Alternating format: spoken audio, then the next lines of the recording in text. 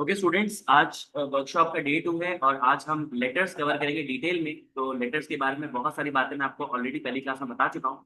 मैं क्विकली उन तमाम चीज़ों को गो थ्रू करूंगा, लेकिन इस बार थोड़ी बहुत वो चीज़ें जो मैंने पिछली बार स्किप की थी मैं आपको वो भी बताते हुए चलता हूँ। सही है। लेटर्स की बात करें तो मैंने आपको बताया कि फॉर्मेट वाइज आपके पास दो किस्म के लेटर्स होते हैं, एक होते हैं फॉर्मल लेटर्स, एक होते हैं इनफॉर्मल लेटर्स। आपके पास इनकी डिटेल्स लिखी हुई है, जो मेरा पिछला हैंड आउट था उसमें भी डिटेल्स लिखी हुई थी, यहाँ पे भी डिटेल्स लिखी है, दोनों सेम ही है, वर्ड्स अलग अलग। कि अगर लेट सपोज आप फॉर्मल लेटर भेज रहे हो तो वो जॉब एप्लीकेशन लेटर हो सकता है। आपका जो जॉब एप्लीकेशन लेटर था उसकी एक्सेप्टेंस की रिजेक्शन हो सकती है।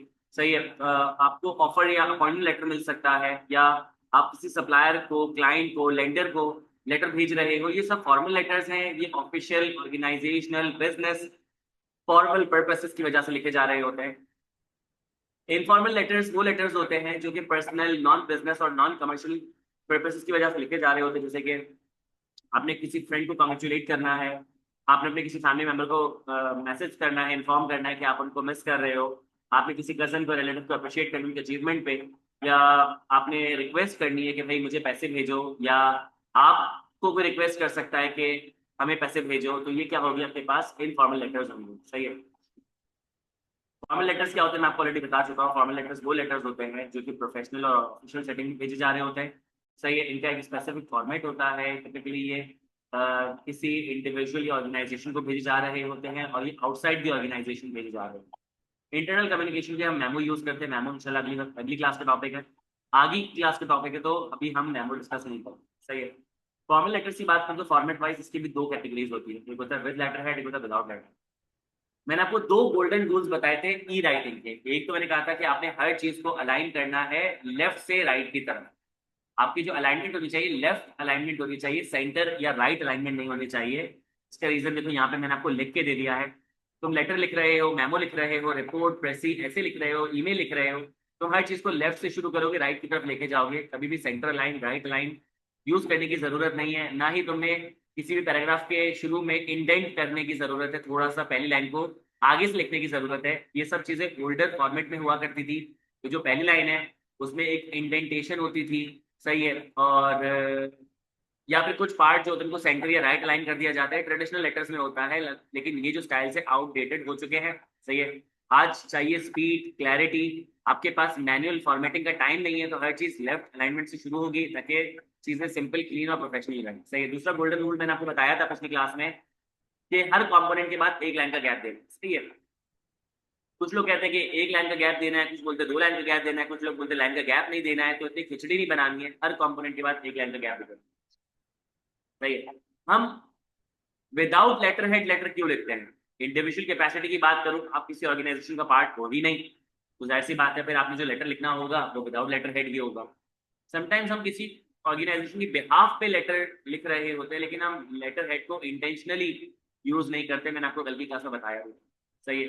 ये है लेटर्स विदाउट लेटर हेड। ये फॉर्मेट देख लो, जो पिछली बार गलतियां थी यहाँ पे नहीं है। देखो यहाँ पे सब्जेक्ट लाइन बोल्ड हुआ है, और यहाँ पे सिंसेरली का एस स्मॉल है। अब मैं आपको कुछ डिटेल में बातें बता रहा हूँ जो मैंने पिछली क्लास में बताई थी या नहीं बताई। देखो योर नेम, बच्चा सवाल पूछेगा सर मैं किसका नाम लिखूं? तुम अपना नाम लिख लो। तुम कोई नाम अज्यूम कर लो। मेरा नाम है उवैस, मोहम्मद उवैस। मैं मोहम्मद उवैस लिख सकता हूँ, उवैस कासमानी लिख सकता हूँ, उवैस अमीन लिख सकता हूँ। सही है। मोहम्मद उवैस कासमानी लिख सकता हूँ, मोहम्मद उवैस अमीन लिख सकता हूँ। भाई मेरा नाम है, मैंने लिख दिया। मैं अज्यूम करूंगा तो मैं लिख दूंगा अली अकबर, मैं लिख दूंगा मोहम्मद बिलाल, मैं लिख दूंगा अली कासिम, कुछ भी नाम मैंने लिख दिया ऐसे जो कि योर नेम की जगह आ जाए। सही है। अपना नाम लिख लो या कोई नाम अज्यूम कर लो, जैसे नाम लिखना चाहो लिख लो। फोन नंबर, बच्चे कहते हैं कि यार सर फोन नंबर का फॉर्मेट क्या होना चाहिए? देखो फोन नंबर का फॉर्मेट ये होगा, जीरो से शुरू होगा और बाकी तमाम डिजिट्स आप लिखते चले जाओगे। बच्चे कहते हैं सर +9 क्यों ना लिख लें? देखो, आप कराची से हो, आप कराची में ही लेटर भेज रहे हो, ऐसा तो नहीं है कि आप पाकिस्तान से बाहर लेटर भेज रहे हो। तो कराची में रहने वाले, लाहौर, इस्लामाबाद, फैसलाबाद में रहने वालों को पता है कि हमारा जो कंट्री कोड है वो +92 है। सही है। तो आप जीरो लिख लो। अगर तो सर मैं अगर +92 लिख लो तो मसला हो जाएगा, द आंसर इज नो। तो यहाँ पे तुम +92 भी लिख सकते हो, तुम जीरो भी लिख सकते हो। सर अगर मैं फोन नंबर ऐसे लिखूँ 033 स्पेस 2417620, तो क्या गलत हो जाएगा? नहीं। सर अगर मैं ऐसे लिखूँ 033 -2417620, तो क्या गलत हो जाएगा? The answer is no. ये एक्सेप्टेबल फॉर्मेट्स हैं। लेकिन अगर तुम कुछ ऐसा लिखोगे 033 एंड 2417620। अब मैं नंबर के बीच में एंड नहीं लगाता हूँ, मैं कॉमा नहीं लगाता, मैं डॉट नहीं लगाता, तो ये फिर थोड़ा सा अजीब सा हो जाएगा। +92 लिख लो, या बीच में स्पेस दे दो, या डैश लगा दो, मसला नहीं। ये सबसे सिंपल है, यही लिख लो। सर ईमेल एड्रेस किसका लिखूं? ईमेल एड्रेस आप अपना लिख लो, या ईमेल एड्रेस फेक बना लो, या जो तुमने सूडो आईडी बनाई है, फेक आईडी बनाई है, तुम वो ईमेल एड्रेस लिख लो। जैसे लेट्स सपोज मेरा नाम मोहम्मद उवैस है, तो मैंने यहाँ पे क्या लिखा हुआ है, uwais.kasmani.1@gmail.com। ये मेरी एक्चुअल ईमेल आईडी है। अगर मैं लेट्स सपोज ये लिख देता uwais.kasmani@gmail.com, तो क्या मसला करता? नहीं भैया, फेक ईमेल आईडी लिख सकते हो। मैं लिखता uwais.amin@gmail.com, तो क्या मसला होता? Answer is no. लिखता mohammed.uwais@gmail.com, तो क्या मसला होता? Answer is no. सही है। आप या तो अपनी ईमेल आईडी लिख लो, या अगर तुमने कोई नाम सोचा हुआ है, लेट्स सपोज तुमने सोचा हुआ है अली अकबर, तो तुम लिखोगे ali.akbar@gmail.com, या aliakbar@gmail.com, या aliakbar1@gmail.com, या akbar.ali@gmail.com, कुछ भी लिख सकते हो। सही है। अब बात करते हैं एड्रेस की। तुमने देखा होगा एड्रेस यहाँ पे मैंने कैसे लिखा हुआ है, सबसे लास्ट में कराची आ रहा है और सबसे पहले ऑफिस नंबर आ रहा है। सही है। सर इसको क्या बोलते हैं? इसको कहते हैं कि सबसे छोटे रेडियस से स्टार्ट करोगे, सबसे बड़े रेडियस की तरफ जाओगे। सबसे छोटे एरिया से स्टार्ट करोगे, सबसे बड़े एरिया की तरफ जाओगे। सबसे स्पेसिफिक एड्रेस से स्टार्ट करोगे, सबसे जेनेरिक एड्रेस की तरफ जाओ। देखो, मैं अभी जो क्लास ले रहा हूँ, मैं अपने कैंपस के रूम नंबर G1 से क्लास ले रहा हूँ। तो अगर मुझे एड्रेस लिखना होगा ना, रूम नंबर तक बताना होगा, तो मैं लिखूंगा सबसे पहले G1, क्योंकि सबसे स्पेसिफिक एड्रेस क्या है, G1। सही है। फिर उसके बाद क्या होगा? फिर उसके बाद आ जाएगा कैंपस का नाम। भाई कैंपस का नाम क्या है? IQ स्कूल ऑफ फाइनेंस, तो मैं क्या लिखूंगा? IQ school of finance. IQ school of finance किसी ना किसी प्लॉट पे बना होगा, मैं प्लॉट नंबर लिख दूंगा 187 के। सही है। फिर उसके बाद क्या होगा कि प्लॉट से भी बड़ा क्या होता है? Area, PCHS block 2। उससे बड़ा क्या होता है? कराची। तो सर उससे बड़ा होता है सिंध, तो क्या सिंध भी लिखूं? तो फिर उससे बड़ा होता है पाकिस्तान, वो भी लिखो। फिर उससे बड़ा होता है एशिया, फिर वो भी लिखो। फिर उससे बड़ा होता है अर्थ, वो भी लिखो। फिर उससे बड़ा होता है सोलर सिस्टम, वो भी लिखो। फिर उससे बड़ा होता है गैलेक्सी मिल्की, वो भी लिखो। नहीं भाई, इतना आगे तक नहीं जाना, शहर तक बता दो। सही है। तो सबसे छोटे रेडियस से बड़े रेडियस की तरफ जाना। भाई मैं अपने अपने एक रेजिडेंशियल एड्रेस की बात करूँ, तो रेजिडेंशियल एड्रेस ऐसे हो सकता है कि तुमने लिखा फ्लैट नंबर, फ्लैट नंबर के बाद फ्लोर नंबर, क्योंकि फ्लैट से बड़ा होता है फ्लोर। फ्लोर के बाद तुमने लिख दिया प्लॉट नंबर, क्योंकि जिस प्लॉट पे तुम्हारी बिल्डिंग बनी हुई तुमने वो लिख दिया। उसके बाद तुमने लिख दिया एरिया का नंबर या स्ट्रीट का नंबर लिख दिया। स्ट्रीट के बाद एरिया का नंबर, एरिया के बाद तुमने शहर का नाम लिख दिया। तो ये तुम्हारे पास एड्रेस हो जाएगा छोटे रेडियस से बड़े रेडियस के लिए। एक सवाल ये पूछा जा सकता है कि सर यहाँ पे आपने पूरा एड्रेस लिखा हुआ है, कल के हैंडआउट में पूरा एड्रेस नहीं लिखा था। देखो, सेंडर्स डिटेल में आप उतना एड्रेस लिखोगे जितना आपकी यूटिलिटी है। आप चाहते हो कि सामने वाला बंदा मुझे कॉल पे नंबर पे कॉल कर ले, या ईमेल एड्रेस पे ईमेल भेज दे। मैं नहीं चाहता कि मुझे पोस्टल सर्विस से मेरे घर पे लेटर भेजे, तो फिर मैं अपना एड्रेस पूरा नहीं लिखूंगा। फिर मैं क्या करूंगा? उसको घर तक लेके नहीं जाऊंगा, मैं सीधा सीधा प्लॉट नंबर लिख दूंगा, या फिर मैं जो है गली का नाम लिख दूंगा, एड्रेस शहर एरिया का नाम लिख दूंगा, शहर लिख दूंगा कराची, बैक साइड। मैं सीधा सीधा कराची भी लिख सकता हूँ, मैं उसको अपना एड्रेस वगैरह बताने नहीं चाहता। कभी कभी एड्रेस बताना जरूर नहीं होता, तो आप क्या करो कि सीधा कराची लिख दो, मसला नहीं। एक लड़के के पास जाएगा डेट। डेट का फॉर्मेट क्या है? देखो डेट का फॉर्मेट क्या, सुनना। डेट का फॉर्मेट है DD space MM space Y। DD का मतलब क्या होता है? Double digit date. तो देखो यहाँ पे डेट वाली है 31, 30, 29, 28, 27, 26, 20, 15, 11, 10। फिर 10 के बाद क्या हो जाएगा? 09, 08, 07, 06, 05, 04, 03, 021, 02, 01। तो इस तरीके से आप डेट लिख सकते हो। सही है। तो 2 डिजिट की डेट होगी। स्पेस दोगे। सर क्या डैश लगा सकते हैं? नहीं। सर क्या स्लैश लगा सकते हैं, ऑब्लिक लगा सकते हैं? नहीं। आपने स्पेस लगाना है। इसके बाद क्या होगा? दिसंबर।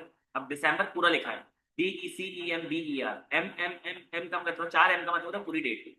3 M का मतलब होता है एब्रीविएट कर सकते हो, DEC डॉट JUL डॉट। यहाँ पे आपने एब्रीविएट नहीं करना, आपने पूरा पूरा मंथ लिखना है, दिसंबर पूरा लिखना है। उसके बाद स्पेस दोगे और फिर ईयर लिख दोगे, वाई। 4 में लिखोगे, अपोस्ट्रोफी 25 में लिखोगे, सीधा सीधा लिखोगे 2025। ये कहलाता है British address, sorry British date कहलाता है। ये ब्रिटिश फॉर्मेट है। आप अमेरिकन फॉर्मेट में लिख सकते हो, जिसमें होगा पहले मंथ आएगा MM स्पेस, फिर आएगा डेट DD, फिर कॉमा स्पेस वाई। इसमें होगा दिसंबर स्पेस 31 कॉमा स्पेस 2025। आप ये फॉर्मेट पे भी जा सकते, लेकिन इस फॉर्मेट पे जाओगे तो याद रखना कि तुम्हें कॉमा सही जगह लगाना है। कॉमा आता है डेट के बाद, वही तो अमेरिकन स्टाइल। तो अमेरिकन स्टाइल पे भी लिख सकते हो, ब्रिटिश स्टाइल पे भी लिख सकते हो। सही है। रेफरेंस नंबर तुम्हारा रेफरेंस नंबर हो सकता है, सामने वाले बंदे का रेफरेंस नंबर हो सकता है, रेफरेंस को तुम इग्नोर भी कर सकते। फिर आ जाते हैं इनसाइड एड्रेस पे। इनसाइड एड्रेस होता है अंदर का एड्रेस, सही है। इनसाइड एड्रेस होता है अंदर का एड्रेस, और उस अंदर के एड्रेस में किसकी डिटेल्स आ रही होती है? रिसीवर की डिटेल आ रही होती है। सामने वाले बंदे का नाम है अली, वो सीईओ है एबीसी फाउंडेशन का, सही है, और उसके जो एड्रेस है 187 के पीसीएचएस ब्लॉक 2 कराची, सही है। अब यहाँ पे तुमने देखा होगा कि यहाँ पे कॉमा आ रहा है, यहाँ पे कॉमा आ रहा है, यहाँ पे कॉमा आ रहा है, यहाँ पे डॉट नहीं आ रहा, क्योंकि मैंने बताया था कि ये जो कॉमा है ना, ये ऑफिस को बिल्डिंग से सेपरेट कर रहा है, बिल्डिंग को एरिया से सेपरेट कर रहा है, एरिया को कराची से सेपरेट कर रहा है। लेकिन यहाँ पे मुझे कोई डॉट कॉमा की जरूरत नहीं। सिमिलरली 187 के बाद कॉमा आ रहा है, P6 ब्लॉक 2 के बाद कॉमा नहीं आ रहा। क्यों? क्योंकि मैंने कराची को नीचे वैसे ही कर दिया ना, तो मुझे सेपरेटर की जरूरत नहीं, कॉमा लगाने की जरूरत नहीं है। मैंने आपको बताया था कि लेटर के फॉर्मेट में अपना कोई कॉमा डॉट वगैरह नहीं होता, सही है। तो ये जो कॉमा है ये दोनों को सेपरेट करने के लिए, ये जो कॉमा है इन सबको सेपरेट करने के लिए, लेकिन यहाँ पे देखा जाए ये ऑलरेडी लाइन से सेपरेट हो रहे तो उसमें कॉमा नहीं लगा है। तो मैंने कराची को एक लाइन नीचे कर दिया, क्यों? क्योंकि मुझे लगा कि यार हॉरिजॉन्टली स्ट्रेच हो रहा है। अभी हॉरिजॉन्टली स्ट्रेच क्यों नहीं होना चाहिए? इसका नाम है इनसाइड एड्रेस। ये वो एड्रेस है जो अंदर लिखा हुआ है और ये बाहर की तरफ नजर आ रहा हो। वो कैसे? ये देखो, आपके पास ऐसा एनवेलप होता है, इसमें क्या करते हो आप अपने लेटर को फोल्ड करके डालते हो, तो इस पर्टिकुलर जगह पे क्या होता है कि आपका एड्रेस नजर आना शुरू हो जाता है। ये कौन सा एड्रेस है? ये वाला। अब सोचो कि यहाँ पे अली आ रहा है, सीईओ आ रहा है, एबीसी फाउंडेशन आ रहा है, और तुमने एड्रेस लिखा लिखा लिखा लिखा लिखा लिखा और यहाँ से बाहर निकल गया। जो पोस्टल सर्विस वाले हैं उनको तो एड्रेस समझ ही नहीं आएगा। तो यहाँ पे आपका एड्रेस अगर लेट सपोज यहाँ तक चले गया, उसके बाद क्या होगा? अगली लाइन पे आ जाओगे, उसके बाद अगली लाइन पे आ जाओगे, ताकि एड्रेस जो है वो नजर आ रहा है आपको, तभी इसको कहते हैं इनसाइड एड्रेस। सब्जेक्ट मैंने आपको बताया, तो इन्वर्टेड कॉमर्स में लिखोगे या फिर बोल्ड करके लिखोगे। अब एक बच्चा सवाल पूछता है, क्या वो सवाल ये होता है कि क्या सर सब्जेक्ट की हेडिंग लगानी है ना? Answer is no. Sir subject की हेडिंग नहीं लगाएंगे तो सब्जेक्ट का पता कैसे चलेगा? ये जो इन्वर्टेड कॉमास है, या जो तुमने बोल्ड किया हुआ है, या एक ये फैक्ट कि एक लेटर जो तुम लिख रहे हो उसकी उसकी पर्पस को तुमने समराइज करके एक लाइन में लिख दिया है, तो वो चिल्ला के कह रहा है कि मैं सब्जेक्ट हूँ। सब्जेक्ट की हेडिंग नहीं लगाओगे, सही? तुम सब्जेक्ट की हेडिंग लगा के सब्जेक्ट नहीं लिखोगे, सीधा सीधा बोल्ड के अंदर सब्जेक्ट को लिख दोगे। सर अगर मैं हेडिंग लगा दूं तो क्या मसला है? मसला ये है कि फिर तुम एक काम करो ना, यहाँ पे भी हेडिंग लगाओ योर नेम, फिर यहाँ पे भी हेडिंग लगाओ योर फोन नंबर, यहाँ पे भी हेडिंग लगाओ योर ईमेल एड्रेस, फिर यहाँ पे हेडिंग लगाओ योर एड्रेस, फिर यहाँ पे हेडिंग लगाओ डेट, फिर यहाँ पे हेडिंग लगाओ रेफरेंस। चलो रेफरेंस में तो हेडिंग लगेगी क्योंकि रेफरेंस का पता नहीं चलता। फिर यहाँ पे हेडिंग लगाओ कि रिसीवर्स नेम, रिसीवर्स डेजिग्नेशन, सब पे हेडिंग लगाओ। सही है, तो हेडिंग लगाने की जरूरत नहीं। सब्जेक्ट वर्ड नहीं लिखोगे, सीधे सीधे सब्जेक्ट लिखना शुरू कर दोगे बोल्ड करके, यहाँ पर inverted comma. Dear mister Ali आ गया, कॉमा लगा है, कॉमा यहाँ लगा है तो यहाँ पे भी लगा हुआ है। योर सिंसियरली का एस स्मॉल है, और यहाँ पे आपके पास वही तमाम फॉर्मेट आ चुका है जो मैं आपको पिछली क्लास में बता चुका, सही है। ये तो मैंने आपको बता दिया लेटर्स विदाउट लेटर हेड का फॉर्मेट, सही है। लेटर्स विद लेटर हेड का फॉर्मेट ये मैं आपको ऑलरेडी बता चुका हूँ। फिर देख लो, कंपनी का नाम आ जाएगा, उसका लोगो आ जाएगा, कंपनी का कॉन्टैक्ट आ जाएगा। कंपनी का नाम है ओके एंटरप्राइज, उसका फोन नंबर आ गया, उसका ईमेल एड्रेस आ गया, और उसका एड्रेस आ गया, सही है। फिर डेट आ जाएगी, फिर रेफरेंस आ जाएगा, सही है, फिर इनसाइड एड्रेस आ जाएगा, फिर आपके पास सब्जेक्ट लाइन आ गई, वो बोल्ड या इन्वर्टेड कॉमर्स में आ जाएगी, फिर तमाम चीजें सेम आ गई। फिर योर सिंसियरली के बाद सिग्नेचर के बाद क्या होगा? सिग्नेचर के बाद आपके पास आपकी डिटेल आ जाएगी, आपका नाम, आपका डिजिग्नेशन, आपके ऑर्गेनाइजेशन का नाम, और आपका फोन नंबर और आपका ईमेल एड्रेस। ये क्यों होता है? ये करने के लिए।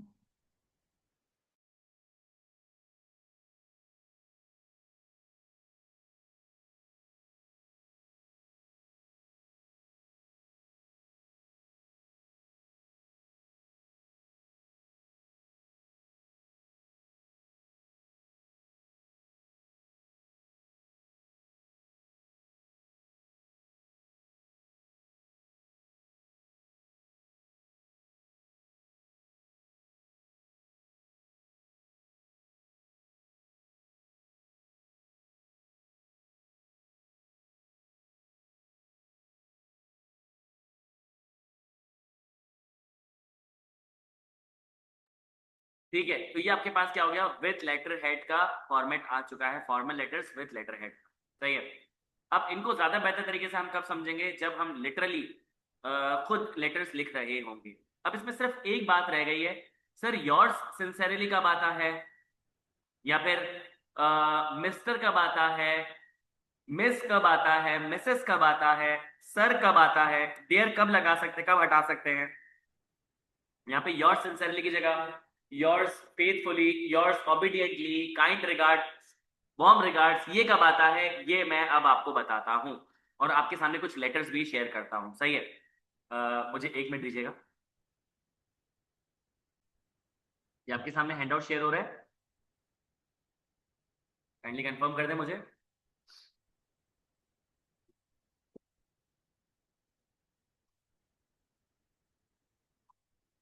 आपके जितने भी चैट पे सवाल आ रहे हैं मैं इंशाल्लाह एंड में सबको आंसर कर दूंगा, ठीक है। ओके।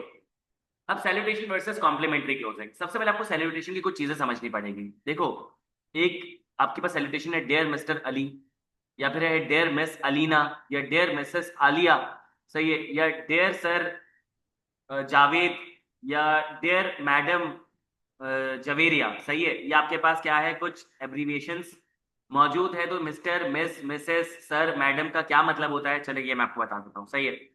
मिस्टर यूज होता है मेल के लिए, इसमें तो कोई रॉकेट साइंस नहीं है। मिस यूज होता है फीमेल के लिए, ये भी पता है। मिसेस यूज होता है फीमेल के लिए, लेकिन यहाँ पे क्या है कि मिस यूज होता है उस फीमेल के लिए जिसका मैरिटल स्टेटस पता नहीं है, सही है। मिसेस यूज होता है उस फीमेल के लिए जो कि मैरिड है, जिसका मैरिटल स्टेटस क्या है, मैरिड है। तो अगर एक खातून जिसको आप लेटर लिख रहे हो आपको पता है कि वो मैरिड खातून है, तो आप क्या लिखोगे, आप लिखोगे डियर मिसेस एक्स वाई जी, जो भी उसका नाम है, सही है। तो वहां पे आप मैसेज लिखोगे क्योंकि आपको उसका मैरिटल स्टेटस पता है। आप किसी खातून को लेटर लिख रहे हो और आपको उसका मैरिटल स्टेटस नहीं पता, तो आप घबरा जाओगे, मिस लिखो या मैसेज लिखो। तो मिस लिखोगे क्योंकि जिसका मैरिटल स्टेटस नहीं पता होता आप लिखते हो मिस। जिसका मैरिटल स्टेटस पता होता है कि वो मैरिड है तो आप लिखोगे मिसेस। जिसका मैरिटल स्टेटस पता है कि वो सिंगल है आप लिखोगे मिस। और जिसका मैरिटल स्टेटस नहीं पता आप उसके लिए भी लिखोगे मिस, सही है। फिर उसके बाद मिस्टर है, उसमें मैं मैरिटल स्टेटस का कुछ भी लेना देना नहीं होता, सही है। तो मैंने आपको जेंडर बता दिया इनका, मैरिटल स्टेटस बता दिया। अच्छा, एक और इंपॉर्टेंट बात, मिस्टर, मिस और मिसेस ज्यादातर लिखा जाता है स्टेक होल्डर्स के लिए। और ये लेटर एक्सटर्नल जा रहा होता है, तो एक्सटर्नल स्टेक होल्डर्स कौन कौन हो सकते हैं, कस्टमर, गवर्नमेंट, लोकल कम्युनिटी, सही है, प्रेशर ग्रुप्स, सप्लायर्स, लेंडर्स, सही है। ये तमाम लोग क्या होते हैं, आपके एक्सटर्नल स्टेक होल्डर्स होते हैं। तो जब तुम इनको लेटर लिख रहे होगे तो तुम मिस्टर और मिस इस्तेमाल करोगे, डिपेंडिंग उनका जेंडर क्या है, उनका मैरिटल स्टेटस क्या है, सही है। तो मिस्टर, मिस, मिसेस की क्लैरिटी आ गई। मिस्टर मेल के लिए होता है, मिस, मिसेस फीमेल के लिए होता है। मिस उस फीमेल के लिए जिसका मैरिटल स्टेटस नहीं पता या पता है कि वो सिंगल है। मिसेस उस फीमेल के लिए जिसका मैरिटल स्टेटस मैरिड है, सही है। फिर मिस्टर की बात करूं, इसमें मैरिटल स्टेटस का कुछ भी लेना देना नहीं होता। और मिस्टर, मिस, मिसेस तीनों स्टेक होल्डर्स के लिए लेके जाते हैं, यानी कि ये वो लोग हैं जो मेरी ऑर्गेनाइजेशन से बाहर है, सही है। अब बात करते हैं सर और मैडम की। सर अगेन जो है वो मेल के लिए होता है, मैडम या मिस जो है किसी भी फीमेल के लिए होता है। ये सर टीचर या किसी सीनियर, ऐसे किसी बंदे की जिसकी पोजीशन आपसे बड़ी है, वो आपका सीनियर है, आपका बड़ा है, तो आप क्या लिखोगे, सर और मैडम। तो अगर डियर सर लिखा है तो इसका मतलब है कि जिस बंदे को तुम लेटर लिख रहे हो वो हायरार्की पे तुमसे बड़ा है, सही है। या जिसको तुम मैडम लिख रहे हो या मिस लिख रहे हो या मैम लिख रहे हो तो वो हायरार्की पे तुमसे बड़ी है, सही है। अगर लेट सपोज तुम कुछ भी नहीं लगा रहे, डियर, मिस्टर, मिस वगैरह, तो इसका मतलब ये है कि यहाँ पे फ्रेंडली रिलेशन है, या फिर आप इनफॉर्मल रिलेशन कैरी करते हो, कोई फॉर्मेलिटी नहीं है। देखो, देयर, मिस्टर, मिस, मिसेस लगाना ना फॉर्मेलिटी शो करता है, रिस्पेक्ट शो करता है। बट समटाइम्स हमें रिस्पेक्ट शो करने की जरूरत नहीं होती है। सामने वाले बंदे को पता है कि भाई ये तो मुझे जानता है सालों से और ये मेरी रिस्पेक्ट करता है, तो फिर मुझे फॉर्मेलिटी शो करने की जरूरत नहीं है। अगर मैं किसी ऐसे बंदे को लेटर लिख रहा हूँ जिससे मेरा 10 साल का रिलेशन है, पॉजिटिव रिलेशन है, तो फिर मैं सीधे सीधा नाम लिख दूंगा ओएस, मैं सीधे सीधे नाम लिख दूंगा अली, मैं सीधे सीधे नाम लिख दूंगा बिलाल, मैं सीधे सीधे नाम लिख दूंगा बिस्मा, कुछ भी नाम लिख दूंगा, ठीक है मैं। और डेयर लिखा जाता है अगेन रिस्पेक्ट शो करने के लिए, सही है। आई होप ये बात आपको समझ आ गई होगी। कॉम्प्लीमेंट्री क्लोजिंग की बात करें, अगर तुम किसी स्टेक होल्डर को लेटर लिख रहे हो, अगर तुम किसी स्टेक होल्डर को लेटर लिख रहे हो, supplier, government, local community, customer, lender, तो वहां पे तुम क्या करोगे, कॉम्प्लीमेंट्री क्लोजिंग में लिखोगे योर्स सिंसेरली या योर्स फेथफुली। तुम क्या लिखोगे, योर्स सिंसेरली या योर्स फेथफुली, सही है। अब तुमने अगर ऊपर लिखा है डियर मिस्टर अली, तो नीचे क्या आएगा, योर्स फेथफुली। तुमने लिखा डियर मिस्टर अली तो क्या आएगा, योर्स सिंसेरली। अगर तुमने लिखा डियर मिस अलीना तो क्या आएगा, yours sincerely. Dear mister, dear missus Alia तो क्या आएगा, योर्स सिंसेरली, सही है। योर्स ऑबिडियंटली कब लिखा जाता है, जब तुम किसी सीनियर को लेटर लिख रहे हो किसी टीचर वगैरह को, तो तुमने डियर सर या डियर मिस लिखा हुआ है तो नीचे आएगा योर्स ऑबिडियंटली। अगर तुम किसी ऐसे बंदे को लेटर लिख रहे हो जिससे तुम्हारी दोस्ती बहुत अच्छी है, कैजुअल रिलेशन है तुम्हारे, ऐसा भी हो सकता है वो तुम्हारी सबऑर्डिनेशन में हो, तुम्हारा स्टूडेंट, तुम्हारा जूनियर, तुम्हारा सबऑर्डिनेट हो, तो तुम क्या लिखोगे, kind regards, warm regards, best regards वगैरह। सही है। तो आई होप ये बात भी तुम्हें समझ आ गई होगी। अब मैं चलता हूँ लेटर्स की तरफ, मैं तुम्हें कुछ लेटर्स दिखाता हूँ, पढ़ाता हूँ, ताकि तुम्हारी लेटर्स की प्रैक्टिस हो। ये तमाम हैंडआउट में तुम्हें भेज दूंगा। सही है। अब तुम्हें फॉर्मेट पूरा समझ आ गया है, तुम्हें फॉर्मेट की तमाम चीजें मैंने डिटेल में बता दी है। आगे जब मैं लेटर्स पढ़ाऊंगा तो मैं फॉर्मेट तुम्हें बार बार रिपीट भी कराता रहूंगा, ताकि तुम्हारे माइंड में जो फॉर्मेट है वो पक्का होकर बैठ जाए। लेकिन अब वक्त आ गया है कि हम लेटर्स को प्रैक्टिस करना शुरू कर दें। ओके। पहला सवाल ये है कि आपने एक जॉब एप्लीकेशन लेटर लिखना है in response to the following newspaper ad. नीचे एक न्यूज़पेपर ऐड दी हुई है। आपने क्या करना है कि इसको पढ़ने के बाद आपने एक लेटर लिखना है, जॉब एप्लीकेशन लेटर लिखना है उस कंपनी को जिसने ये न्यूज़पेपर ऐड लगाई है, जॉब ऐड लगाई। जॉब ऐड क्या कहती है? We need account coordinators who are excited to play a larger role in attracting and retaining clients. हमें ऐसे अकाउंट कोऑर्डिनेटर्स चाहिए जो कि एक्साइटेड है एक ऐसा बड़ा रोल प्ले करने के लिए जिसमें वो अट्रैक्ट करेंगे और रिटेन करेंगे क्लाइंट्स को, नए क्लाइंट्स को लेकर आएंगे और पुराने क्लाइंट्स को रिटेन करेंगे। ये जो प्रोफेशनल्स हैं ये डायरेक्टली कम्युनिकेट कर रहे होंगे एग्जिस्टिंग और प्रोस्पेक्टिव क्लाइंट्स के साथ। ये जो प्रोफेशनल्स हैं ये एग्जिस्टिंग और प्रोस्पेक्टिव आने वाले क्लाइंट्स के साथ डायरेक्टली बात कर रहे होंगे अक्रॉस डिफरेंट प्लेटफॉर्म। मतलब व्हाट्सएप पे भी बात कर सकते हैं, कॉल पे भी बात कर सकते हैं, ईमेल पे भी बात कर सकते हैं, जूम पे भी बात कर सकते हैं, इन पर्सन भी बात कर सकते हैं, जैसा जैसा फीजेबल हो क्लाइंट के लिए, ताकि उनकी नीड्स को मालूम कर सके, to find out about their needs, ताकि वो फॉलो अप कॉल करके पूछ सके कि भाई तुम्हारी नीड्स चेंज तो नहीं हो गई है, ताकि वो डेवलप कर सके कंप्लीट प्रोडक्ट नॉलेज को, क्लाइंट को राइट प्रोडक्ट से मिला सके, डेमोन्स्ट्रेशन परफॉर्म कर सके, प्रेजेंटेशन वगैरह दे सके, सुपरवाइज कर सके सेल्स प्रोसेस को, और वो तमाम ड्यूटीज परफॉर्म करें जो कि अकाउंट्स एग्जीक्यूटिव को हेल्प करे। तुम अकाउंट्स कोऑर्डिनेटर हो, तुम्हारे ऊपर अकाउंट्स एग्जीक्यूटिव बैठा होगा, तो तुम्हें उसको भी सपोर्ट करना है जब जब जरूरत पड़े। जो टॉप एप्लीकेंट होंगे उनकी स्किल्स होनी चाहिए ओरल और रिटन कम्युनिकेशन में, उनकी प्रेजेंटेशन स्किल्स एक्सीलेंट होनी चाहिए, कस्टमर सर्विस अच्छी होनी चाहिए, टाइम मैनेजमेंट और कंप्यूटर स्किल्स अच्छी होनी चाहिए। कैंडिडेट के पास बैचलर्स की डिग्री होनी चाहिए बिजनेस एडमिनिस्ट्रेशन में या फिर रिलेटेड फील्ड में, उन्होंने काम किया हो जैसे कि सेल्स, मार्केटिंग, अकाउंट्स मैनेजमेंट वगैरह में उनका एक्सपीरियंस होना चाहिए। अब आपने क्या करना है, अप्लाई करना है। जिस बंदे को तुम लिखोगे लेटर उसका नाम है सरमद अली, और वो क्या है, वो मैनेजर है ह्यूमन रिसोर्स, किसका, एलिजेंसिया प्राइवेट लिमिटेड। अब तुम ये देखो कि फॉर्मेट के अंदर कौन कौन सी चीजें तुम्हें अज्यूम करनी है और कौन कौन सी चीजें उन्होंने तुम्हें दे दी है। देखो तुम्हारा नाम नहीं बताया, तुम अपना नाम अज्यूम कर लो, तुम्हारा phone number, email address, address नहीं बताया, अज्यूम कर लो, डेट नहीं बताई, एग्जामिनेशन हॉल वाली डेट आ जाएगी। सामने वाले बंदे का नाम बता दिया सरमत अली, तो इनसाइड एड्रेस में नाम आ जाएगा सरमत अली का। डेजिग्नेशन बता दी, डेजिग्नेशन यहाँ से लिख लोगे, कंपनी का नाम बता दिया वो लिख लोगे, उनका एड्रेस नहीं बताया, अज्यूम कर लो। अगर एड्रेस को बहुत ज्यादा प्रोलॉन्ग करोगे तो 2 या 3 लाइनों में तोड़ देना। सही है। बाकी तमाम नेसेसरी डिटेल्स तुमने खुद अज्यूम करनी है। तो उसका मतलब है कि मुझे पता चलिए कौन सी चीजें मुझे अज्यूम करनी है, कौन सी चीजें यहाँ पे मुझे दी हुई है। इस बार मैंने अपना नाम नहीं अज्यूम किया, मैंने कोई अलग नाम अज्यूम कर लिया। मैंने नाम अज्यूम कर लिया अब्दुल्ला। अब्दुल्ला नाम अज्यूम कर लिया, फोन नंबर लिख लिया 0300123456 7। सही है। ईमेल एड्रेस बना लिया abdullah.khan@gmail.com। सही है। एड्रेस बना दिया 123 plot 555 street ABC area Karachi. अब प्लॉट स्ट्रीट से छोटा होता है, स्ट्रीट एरिया से छोटा होता है, एरिया कराची से छोटा होता है, तो यहाँ पे मैंने एड्रेस को भी इस सीक्वेंस में लिख दिया। अगला मैंने डेट डाल दी, ऐसी बात है जब मैंने पहली बार लिखा था तब 26 अप्रैल 2023 था, एक लाइन का गैप दे दिया। नाम आ गया सरमद अली। सही है। ये मैंने सवाल से उठाया है, मैनेजर ऑफ ह्यूमन रिसोर्स सवाल से उठाया है, फिर एलिजेंसी प्राइवेट लिमिटेड सवाल से उठाया है, फिर एड्रेस मैंने खुद से बना लिया कि भाई एलिजेंसी प्राइवेट लिमिटेड जो 3rd फ्लोर पे मौजूद है XYZ बिल्डिंग के, और AA स्ट्रीट पे मौजूद है, कराची में मौजूद। सही है। आप चाहो तो इसको 2 हिस्सों में भी तोड़ सकते हो, जैसे फॉर एग्जाम्पल यहाँ पे आप इसको ये भी कर सकते, ठीक है, ऐसे भी कर सकते हो, आपके पास ये 2 लाइनों में आ गया। ठीक है। अब आपके पास आएगा applying for the position of accounts coordinator, ये तुम अकाउंट्स कोऑर्डिनेटर की पोजीशन के लिए अप्लाई करना चाहते हो। सही है। ये तुम्हारे पास सब्जेक्ट लाइन आ गई। सब्जेक्ट लाइन एक लाइन की होनी चाहिए, बोल्ड होनी चाहिए। देखो मैंने सब्जेक्ट की हेडिंग नहीं लगाई। सही है। और तुम यहाँ पे भी देखोगे कि मैंने कोई डॉट कॉमा नहीं लगाया, अब्दुल्ला के आगे कोई डॉट कॉमा नहीं है, फोन नंबर के आगे, ईमेल एड्रेस के आगे, एड्रेस के आगे कोई डॉट कॉमा नहीं है। ये लिमिटेड जो है ना, लिमिटेड को एब्रीविएट किया है तो उसका डॉट है, वरना यहाँ पे भी नहीं आता। सही है। फिर लिखा हुआ है applying for the position of accounts coordinator dear mister Sarmat, क्योंकि जाहिर सी बात है कि ना ये मेरा कोई सीनियर है ना कोई मेरा जूनियर है, और मैं इसको जानता भी नहीं हूँ, तो रिस्पेक्ट देने के लिए मैं डेयर भी लिखा, मिस्टर भी लिखा, और सरमत क्योंकि स्टेक होल्डर है, ये ऑर्गेनाइज, ये मेरे, ये बाहर है, कोई मेरा सीनियर जूनियर नहीं। सही है। कॉमा लगाया। अब I am writing to apply for the position of accounts coordinator at Eligencia private limited as advertised in the special newspaper. अब यहाँ पे क्या है, इस लाइन में ना एक रेफरेंस एक पर्पस है। कौन मुझे बता सकता है कि कौन सी लाइन रेफरेंस और कौन सी लाइन पर्पस है? इस लाइन के अंदर एक एरिया रेफरेंस है, एक एरिया पर्पस है। इसमें रेफरेंस क्या और पर्पस क्या है, कौन मुझे बताए जल्दी से। क्या रेफरेंस है, क्या पर्पस है, कौन बताएगा मुझे? जी। रेफरेंस और पर्पस कौन बताएगा मुझे जल्दी से?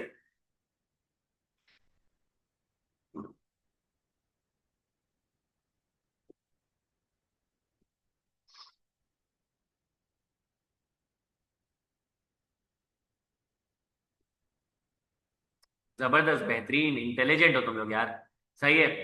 आई am writing to apply for the position of accounts coordinator at Eligencia private limited, ये है पर्पस। रेफरेंस क्या है? As advertised in the special newspaper. Genius हो, चीते हो तुम लोग, जबरदस्त, मजा आ गया। सही है, बिल्कुल सही कह रहे हो कि स्पेशल न्यूज वाला रेफरेंस है part, as advertised in the special newspaper, ये आपके पास क्या है, ये रेफरेंस है, और जो पहली लाइन है वो पर्पस है। तो reference plus purpose, purpose plus reference, कुछ भी हो सकता है। ऐसा भी हो सकता है दो पर्पसेस के दरमियान में रेफरेंस आ रहा हो, ऐसा भी हो सकता है दो रेफरेंस के दरमियान में पर्पस आ रहा हो, या आप जितना क्रिएटिव जाना चाहो जा सकते हो, उसमें मसला नहीं है। कोशिश करना कि जितना साइज छोटा उतना फायदा हो जाएगा, क्योंकि रेफरेंस प्लस पर्पस में थोड़ी कहानी लिखनी है, मेन तो कहानी मुझे डिटेल वाले पैराग्राफ में लिखनी है। अब इत्तेफाक की बात है कि यहाँ पे इन्होंने मुझे लेटर के बारे में इतनी डिटेल ऑलरेडी दे दी है, तो मैंने क्या किया, इसी में से मैंने सोचा कंटेंट को निकालता हूं। अब मैं रीड कर रहा हूं, तुम देखना कि यहाँ पे मैंने कितनी वर्ड्स को बोरो किया। With 7 years of work experience including 4 years of relevant experience, मैंने कहा 7 साल का मेरा टोटल एक्सपीरियंस है, जिसमें से 4 साल का रेलेवेंट एक्सपीरियंस है, वो एक्सपीरियंस जो तुम्हें चाहिए। और मैंने एमबीए किया हुआ है सेल्स एंड मार्केटिंग में, तुम चाहते थे बिजनेस एडमिनिस्ट्रेशन में बैचलर्स किया, मैंने मास्टर्स किया हुआ है। सही है। और मैं कह रहा हूँ कि मुझे मुझे यकीन है कि मेरे अंदर वो स्किल्स और क्वालिफिकेशन है कि मैं इस रोल में एक्सेल कर सकता हूँ। अब देखो, as an account coordinator my main responsibilities including interacting with current and potential clients across different platforms, establishing complete product information, informing clients about the relevant product, giving presentations and supporting account executive as needed. I'm confident that I possess excellent oral and written communication, presentation, customer service, time management and IT skills required for this position. मैंने क्या किया, उस paragraph को copy paste किया और कहीं पे थोड़ी सी ग्रामर चेंज कर दी, कहीं पे थोड़े से वर्ड्स चेंज कर दिए। जैसे कि एज एन अकाउंट कोऑर्डिनेटर मेरी जो मेन रिस्पॉन्सिबिलिटीज थी, वहां पे मेरे ख्याल से ड्यूटीज लिखा था, देख लेते हैं। सही है। था engaging with existing and prospective clients, मैंने कर दिया interacting with current and potential, sorry sorry, interacting with current and potential clients across different platforms, वहां पे लिखा था वेरियस प्लेटफॉर्म, मैंने डिफरेंट कर दिया।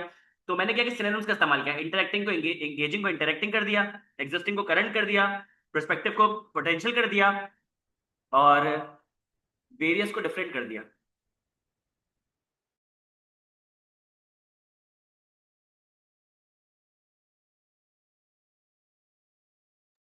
एस्टैब्लिशिंग कंप्लीट प्रोडक्ट इंफॉर्मेशन, तो वहां पे लिखा हुआ था हैविंग कॉम्प्रिहेंसिव प्रोडक्ट नॉलेज, तो मैंने क्या कर दिया, एस्टैब्लिशिंग कॉम्प्रिहेंसिव को कंप्लीट कर दिया, नॉलेज को इंफॉर्मेशन कर दिया, informing client about relevant product. सही है। तो matching client with the right product को मैंने कर दिया, informing clients with about the relevant product, giving presentation, तो ये था कि गिविंग प्रेजेंट, पता नहीं, प्रोवाइडिंग डेमोन्स्ट्रेशन,